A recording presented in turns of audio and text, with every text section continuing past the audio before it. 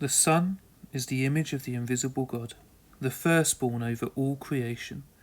For in him all things were created, things in heaven and on earth, visible and invisible, whether thrones or powers or rulers or authorities, all things have been created through him and for him. He is before all things, and in him all things hold together. And he is the head of the body, the church. He is the beginning and the firstborn from among the dead, so that in everything he might have the supremacy.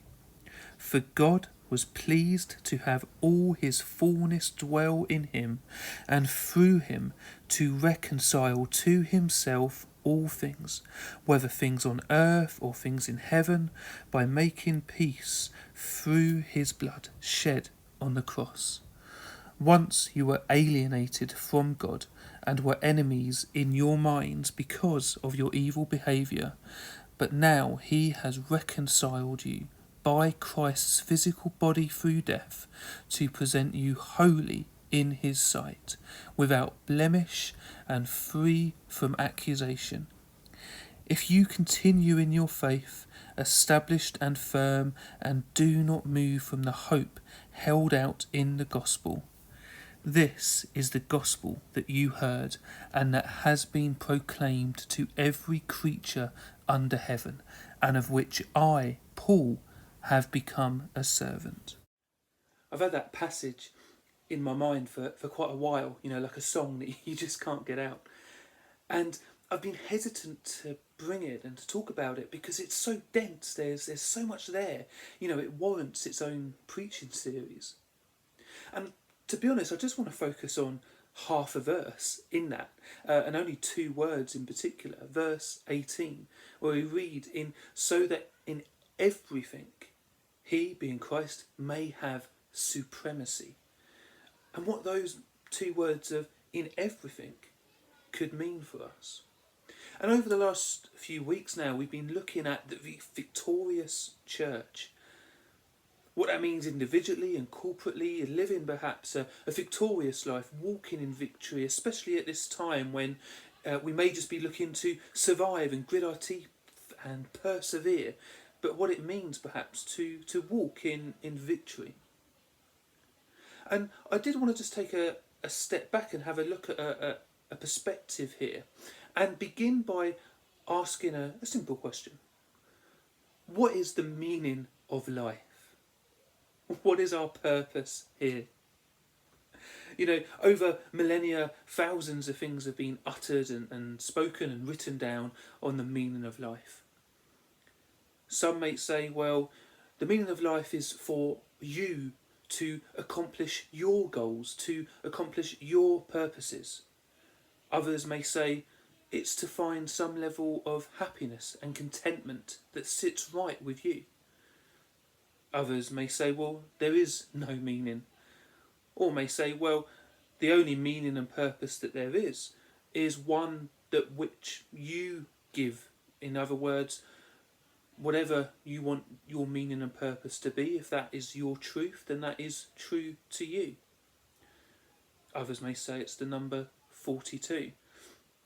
If you're a bit confused by that, then I encourage you to Google that particular one.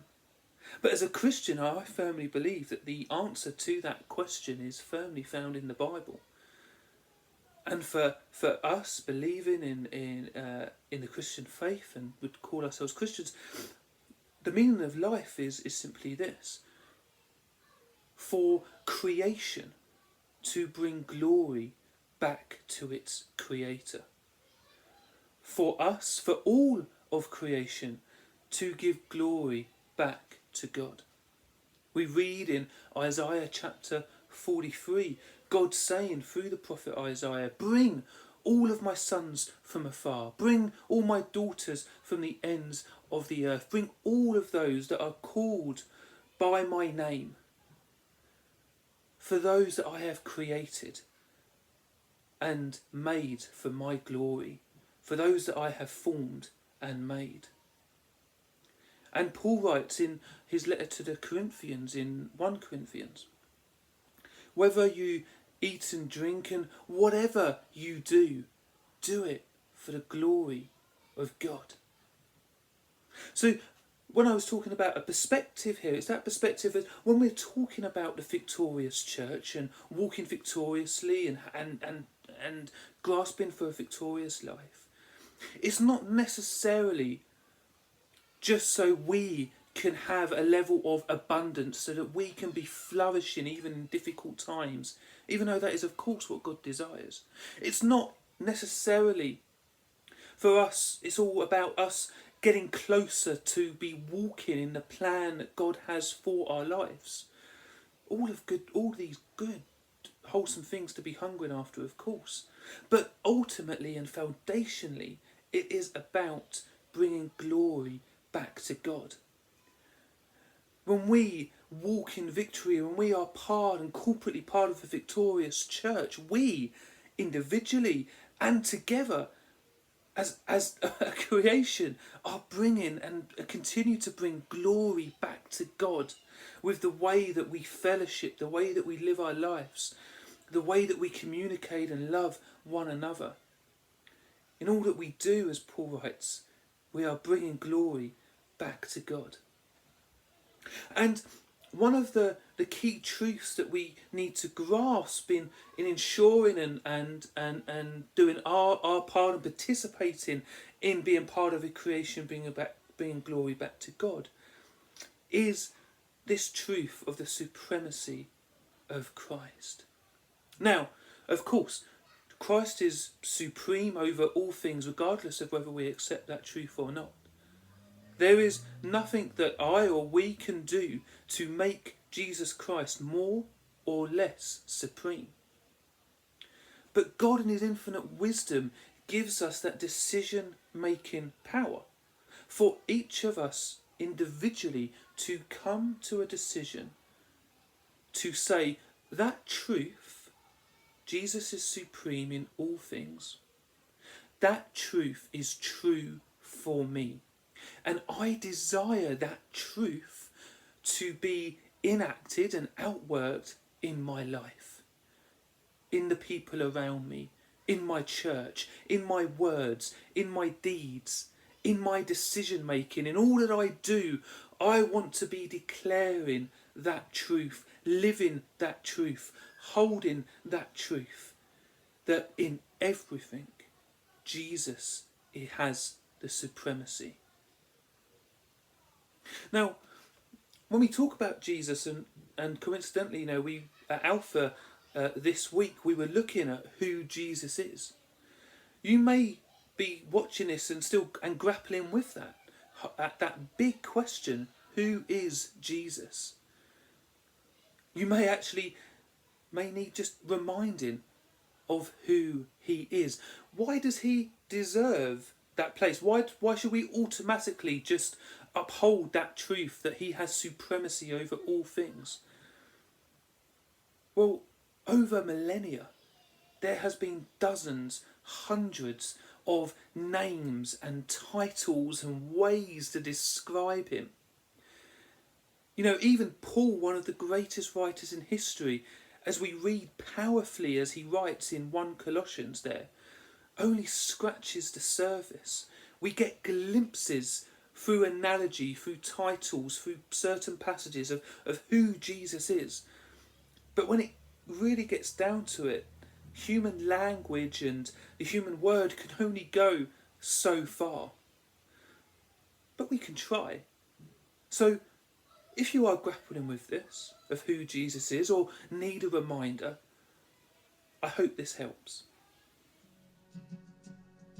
He is the beloved Son of God, the image of God, the bread of God, Holy One of God. Jesus is the one who is above it all. He is Prince of Life, King of Kings, Lord of all, Supreme Creator. Jesus is the Almighty One. He is the Good Shepherd, our rock, our hope, the morning star, light of the world. Jesus is Emmanuel. He is the chief cornerstone, the true vine, the Lion of Judah, the great high priest, head of the church. Jesus is the indescribable gift. He is the door, the way, the gate, the word, the truth, the life. Jesus is the author and perfecter of our faith. He is the Alpha and the Omega, the first and the last. He is the firstborn, he is the priest forever. Jesus is the one who is, was, and who is to come. He is Wonderful Counselor, Mighty God, Everlasting Father, Prince of Peace. Jesus is the suffering servant. He is our Saviour, our Redeemer, our Messiah, our Deliverer. Jesus is the one who sets us free. He is the Lamb of God, the risen Lord, our Advocate, the defeater of death, the resurrection and the life. Jesus is and will ever be victorious. What great truth, lifted directly from the Bible in the many ways Jesus is titled and described.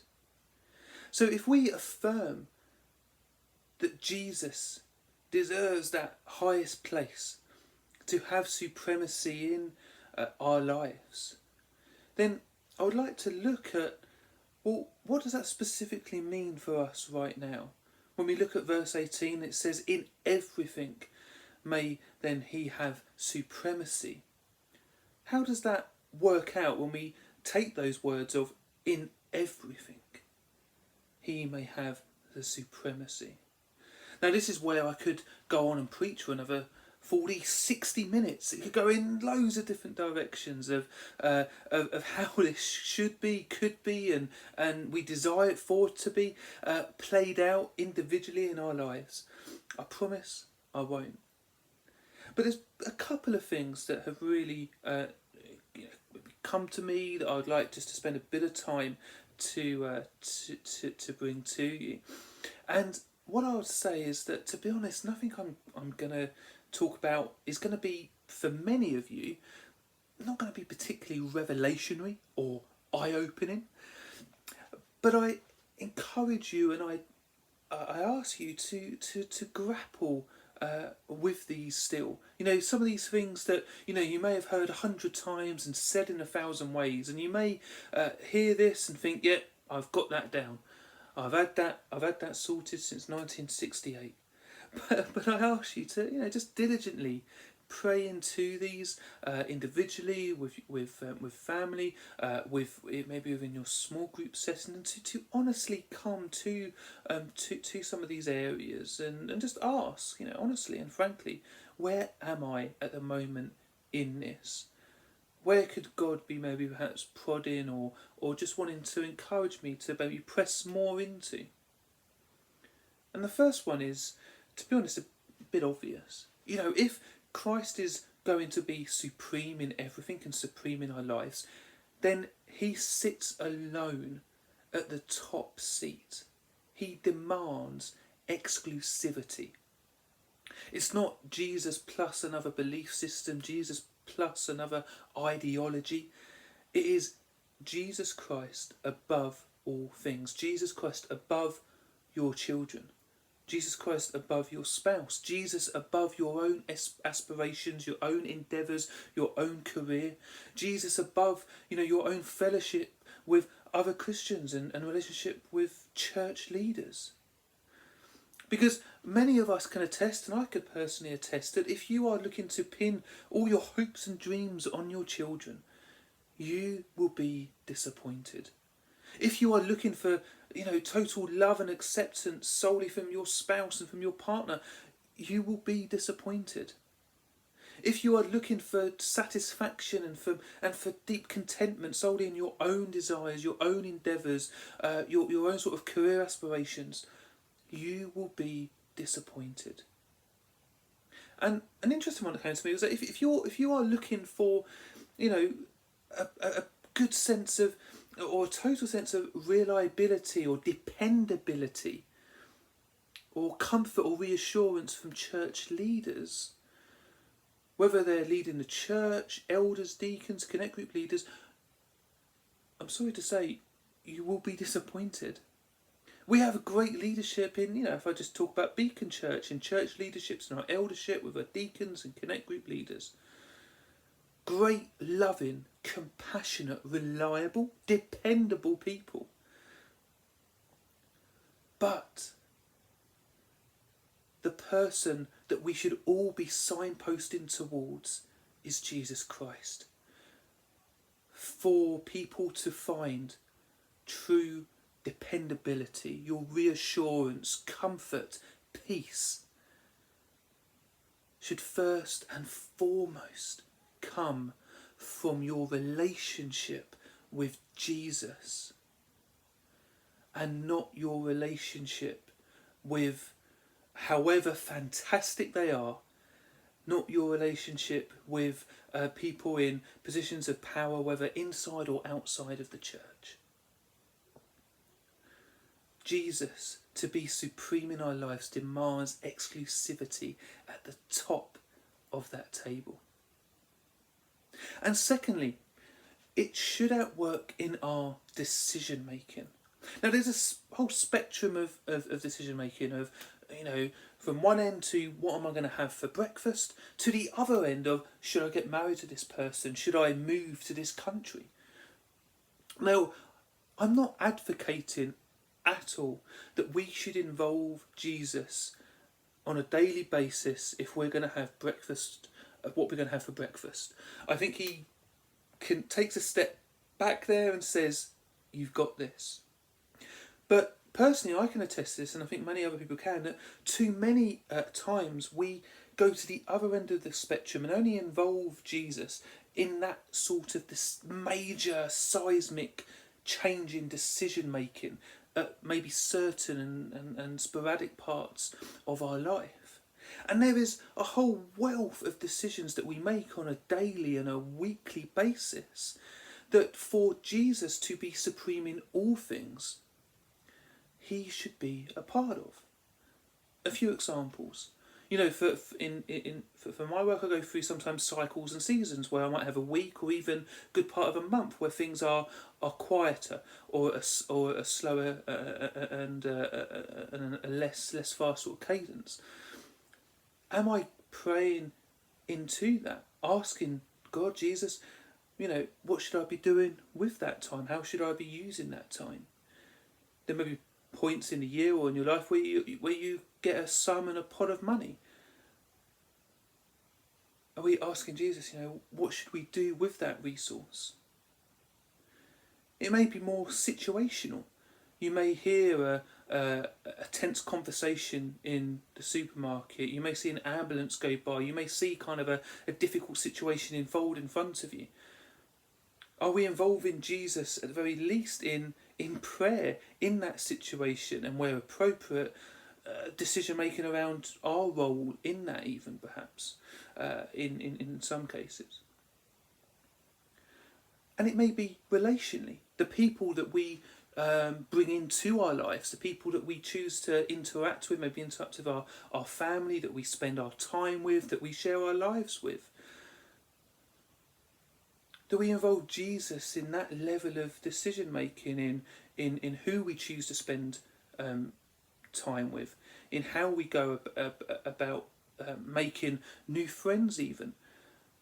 And that can work different ways of, are we identifying areas where we're just getting too much in a holy huddle when we look on a friendship basis, that many of them are Christians, and, involving Jesus in the decision making of how we can step out of that.